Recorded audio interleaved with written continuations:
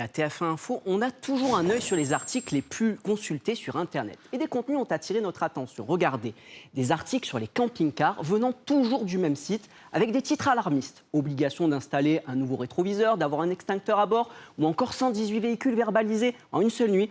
Eh bien non seulement tout est faux, mais ce site est piloté par intelligence artificielle. Et ce n'est pas le seul. Des éléments permettent de les reconnaître. Des formulations redondantes. C'est officiel, par exemple, ou encore la nouvelle est tombée pour donner envie de cliquer.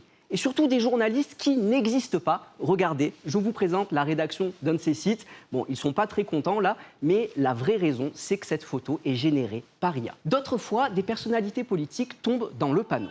L'avocat Gilbert Collard a partagé cette nouvelle sanction pour ceux qui ne tailleraient pas leur haie avant le 26 juin. Une intox créée de toutes pièces par ce site. Il n'existe aucune nouvelle loi à ce sujet. Alexandre, est-ce qu'on a une idée du nombre de faux sites générés par l'IA et diffusés sur nos téléphones ? Eh bien, pour le savoir, nous avons interrogé le spécialiste du phénomène. Il enquête depuis 1 an et demi sur ces faux sites générés par IA. J'en ai identifié plus de 4000, dont plus de 150 qui sont recommandés par l'algorithme de Google qui s'appelle Discover. À partir du moment où vous avez un article sur Discover, c'est des dizaines de milliers, des centaines de milliers de pages vues. Et donc, ça se compte en dizaines de milliers d'euros de revenus publicitaires par jour. Ces sites sont créés par des spécialistes du référencement sur Internet qui connaissent très bien le fonctionnement de Google. Certains se vantent même d'avoir fait jusqu'à 2 millions d'euros de chiffre d'affaires en seulement 3 mois.